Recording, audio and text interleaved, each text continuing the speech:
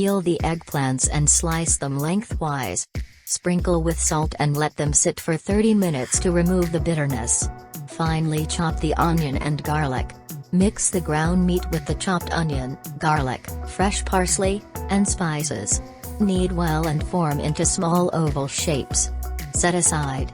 Fry the eggplant slices with some oil until golden. Remove from the pan. Fry the meatballs in the same pan until brown. Remove from the pan. Place a meatball on each eggplant slice and roll it up. Arrange the rolls in a baking dish. Mix all the ingredients for the tomato sauce thoroughly. Pour the sauce over the eggplant rolls. Place a few hot green peppers on top of the eggplant rolls. Bake in a preheated oven at 200 degrees Celsius for 30 minutes. Soak the rice in advance, then parboil it and drain. Steam the rice over low heat until fully cooked. Serve the rice on a platter with the eggplant rolls on top. Enjoy!